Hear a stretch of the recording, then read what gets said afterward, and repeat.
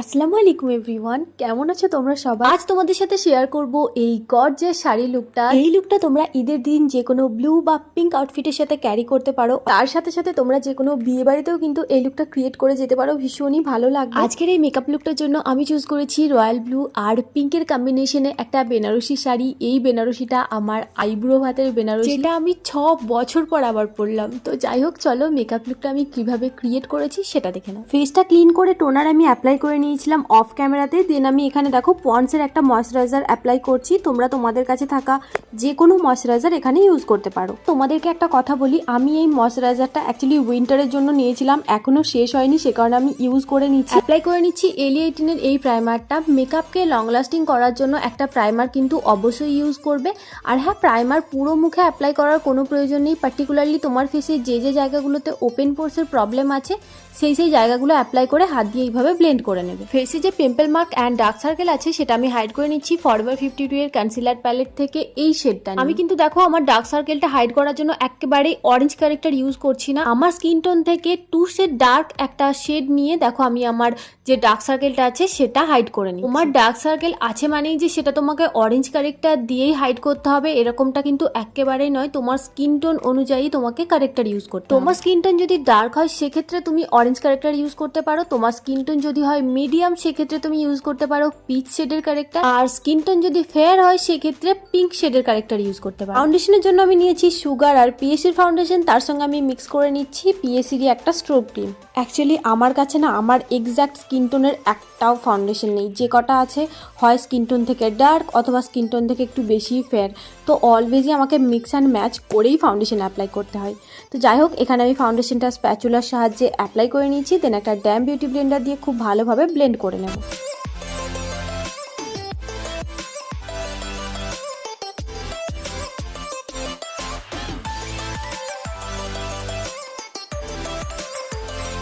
ফাউন্ডেশনটা স্কিনের মধ্যে খুব ভালোভাবে বসে যাওয়ার পর একটা লুজ পাউডার দিয়ে ফেসটা আমি সেট করে নিই। আমি নিয়েছি আজকে এনওয়াইভি লুজ পাউডার, তোমরা চাইলে এখানে কম্প্যাক্টও ইউজ করতে পারো। বাট যদি অয়েলি স্কিনের হও দেন আমি সাজেস্ট করবো এই সামার সিজনে তোমরা লুজ পাউডার ইউজ করো। আজকে আবারও contour, blush, highlight and I মেকআপের জন্য এই প্যালেটটাই ইউজ করছি। এক কথায় এই আই প্যালেটটা হলো অলরাউন্ডার। এই আই প্যালেটটা যদি তোমাদের কাছে থাকে দেন তোমাদেরকে contour, blush, highlight, eyebrow drawing কোনো কিছুর জন্য আলাদা করে আর কোনো প্যালেট কিনতে হবে না। তো এখানে আমি ফেসের সাথে সাথে আমার ভোঁতার নাকটাকেও একটুখানি কন্ট্রোল করে নিলাম যাতে স্লিম লাগে দেখতে।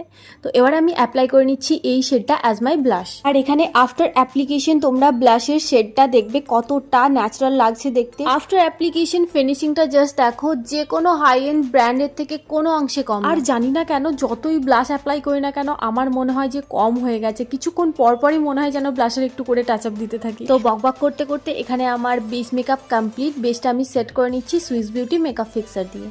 এবার তো আই মেকআপের পালা, বাট তার আগে আইব্রোটা ড্র করে নিতে হবে। এই ডার্ক শেডটা দিয়ে আমি আমার আইব্রোটা ড্র করে নিই। আর অলওয়েজই আইব্রো ন্যাচারাল ভাবে ড্র করার চেষ্টা করো। জাস্ট যে গ্যাপগুলো থাকবে আইব্রোতে সেগুলো ফিল করে নিয়ে, তাহলে দেখবে পুরো মেকআপটা কমপ্লিট হওয়ার পর লুকটাও ভীষণ ন্যাচারাল লাগবে দেখতে। এবার করব আই মেকআপ। তো তার আগে আই বেসটা রেডি করে নিচ্ছি। ওই সেম কনসিলার প্যালেট থেকে একটা লাইট শেডের কনসিলার নিয়ে আমি অ্যাপ্লাই করে নিচ্ছি আমার আইলিডে। একটা ড্যাম বিউটি ব্লেন্ডারের সাহায্যে কনসিলারটা খুব ভালোভাবে ব্লেন্ড করে নিয়ে লুজ পাউডার দিয়ে সেট করে নেবো যাতে করে আই মেকআপের সময় কোনো রকম ক্রিজিং না হয়। So now let's get into the eye makeup. একটা মিডিয়াম সাইজের ব্লেন্ডিং ব্রাশ নিয়ে এই পিঙ্ক শেডটা আমি পিক করে নিচ্ছি। দেন সেটাকে অ্যাপ্লাই করে নেব আমার ক্রিজ লাইন। ব্রাশের মধ্যে কালারটা নিয়ে প্রথম ডাস্ট অফ করে নিয়েছি, দেন ক্রিজে অ্যাপ্লাই করে নিচ্ছি। আমি দেখো একবারে কিন্তু অনেকটা প্রোডাক্ট অ্যাপ্লাই করছি না, ধীরে ধীরে অল্প অল্প কালার নিয়ে আমি কালারের ইন্টেন্সিটিটা বিল্ড করব। এবার একটা বড় সাইজের ক্লিন ফ্লাফি ব্রাশ নিয়ে ক্রিজে যে কালারটা অ্যাপ্লাই করেছিলাম তার এজেস গুলো আমি ব্লেন্ড করে দেবো। আমি কিন্তু ব্রাশের মধ্যে কোনো রকম কালার নিইনি। ক্রিজে যে কালারটা অ্যাপ্লাই করেছিলাম সেটার এজেস গুলোই আমি ট্রানজিশন এরিয়ার দিকে মানে ওপরের দিকে ব্লেন্ড করে নিচ্ছি।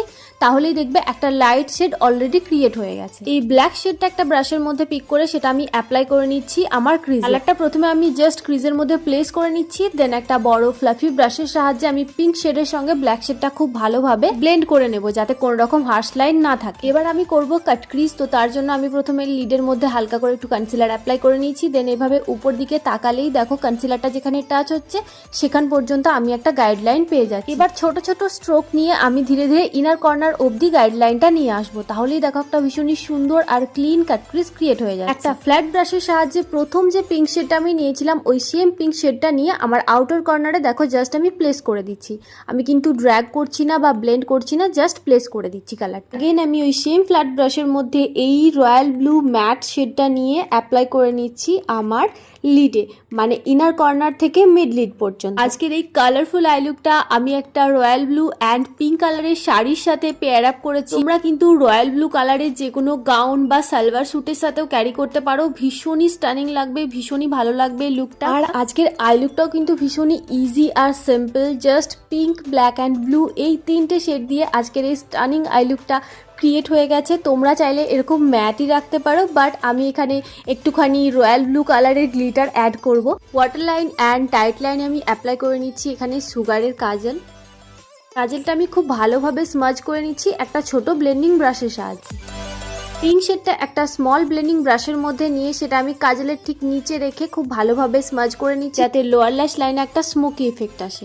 লাইনারের জন্য আমি আজকে নিয়েছি ল্যাকমি ইনস্টা লাইনার, ভীষণই থিন একটা লাইন আমি ক্রিয়েট করে নিচ্ছি। চোখের তলায় যে লুজ বর্ডারটা আমি অ্যাপ্লাই করেছিলাম সেটা ডাস্ট অফ করে নিলাম।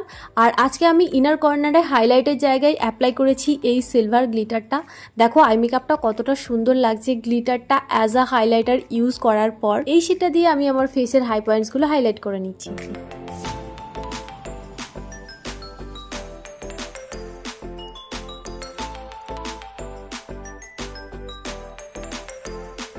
অ্যাপ্লাই করে নিচ্ছি এখানে আমি সুইস বিউটি প্রিসিশন মাস্কারা।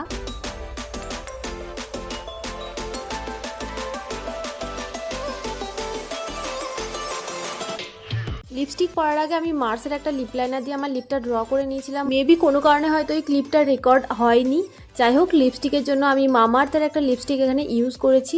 আর আফটার মেকআপ এই হলো আমার আজকের ফাইনাল লুক। আজকের এই মেকআপ লুকটা তোমাদের কেমন লাগলো সেটা অবশ্যই কমেন্টে জানিও। ভিডিওটা ভালো লাগলে একটা লাইক করে দিও, চ্যানেলটা সাবস্ক্রাইব করে বেল নোটিফিকেশনটা অন করে দিও, যাতে করে আমার ভিডিও পোস্ট করার সাথে সাথে তোমাদের কাছে নোটিফিকেশন চলে যায়। আর এই ভিডিওটা তোমার সেই সব ফ্রেন্ডদের সঙ্গে শেয়ার করে দিও যারা ঈদের দিন কিভাবে সাজুগুজু করবে, কি মেকআপ লুক ক্রিয়েট করবে, এইসব নিয়ে ভীষণ বেশি এক্সাইটেড। তোমরা নেক্সট কি মেকআপ টিউটোরিয়াল চাও সেটাও আমাকে কমেন্টে জানাতে পারো, আমি চেষ্টা করবো সেই ধরনের টিউটোরিয়াল তোমাদের জন্য নিয়ে আসার। তো চলো আজকের ভিডিওটা এখানেই শেষ করলাম, দেখা হচ্ছে খুব তাড়াতাড়ি নেক্সট একটা মেকআপ টিউটোরিয়াল নিয়ে। টিল দেন খোদা হাফেজ।